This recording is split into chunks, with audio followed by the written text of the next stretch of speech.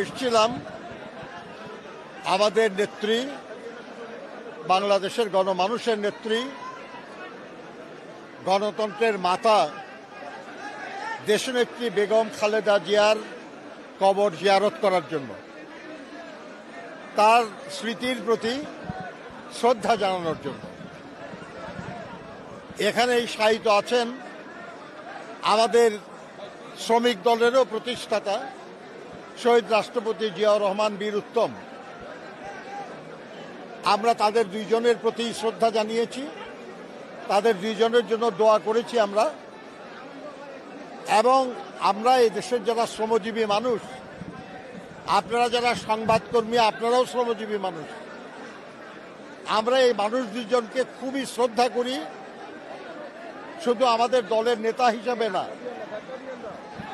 শহীদ রাষ্ট্রপতি জিয়াউর রহমান নিজেকে শ্রমিক বলে ঘোষণা করে আমাদের সবাইকে সম্মানিত করেছিলেন, মর্যাদা দিয়েছিলেন। আর এই শ্রমজীবী মানুষের জন্য তার অসংখ্য অবদান আছে। দেশনেত্রী বেগম খালেদা জিয়াও শ্রমজীবী মানুষের জন্য অনেক কিছু করেছেন। ব্রিটিশ আমল থেকে যে শ্রম আইনগুলি ছিল, এর অনেকগুলি পরস্পর বিরোধী ছিল এবং এতগুলি আইন নিয়ে কাজ করা শ্রমিক আন্দোলনের জন্য এবং দেশের জন্য কষ্টকর ছিল। উনিই প্রথম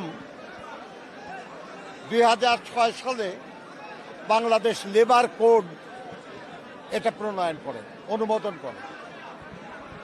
আজকে একটা মাত্র শ্রম আইন দিয়ে আমরা শ্রমিক আন্দোলন করি এবং শ্রম বিষয়ে রাষ্ট্র পরিচালিত হয়।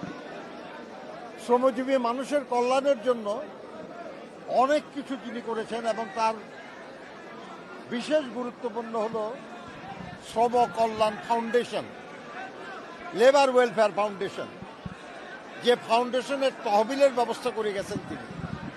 আজ কোটি কোটি টাকা সেই তহবিলে এবং তা দিয়ে দুস্থ শ্রমিকদের জন্য কল্যাণমূলক কাজ করা হয়। এই মানুষ দুজন আমাদের অত্যন্ত শ্রদ্ধার মানুষ। আমরা তাদের আত্মার মাগফিরাত কামনা করি, আল্লাহ তাআলার কাছে প্রার্থনা করি আল্লাহ যেন তাদেরকে বেহেশত নসিব করেন।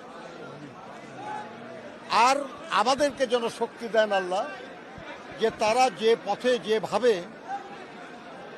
এ দেশের মানুষের জন্য কাজ করেছেন, আমরা যেন সেই কাজটা সম্পন্ন করতে পারি।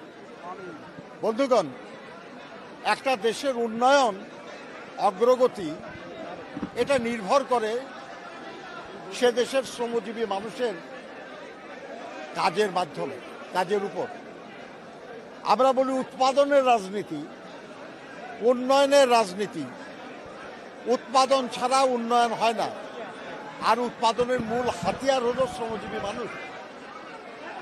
সেটা কারখানায় উৎপাদন বলুন আর অন্য কোনো সার্ভিস বা পেশায় বলুন,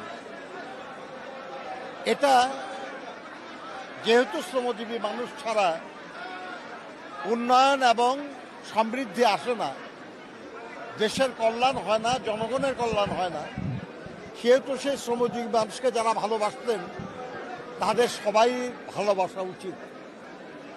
আমরা এই ভালোবাসা, এই শ্রদ্ধা প্রদর্শনের জন্যই মূলত আজকে এখানে এসেছি। আপনাদেরকে ধন্যবাদ।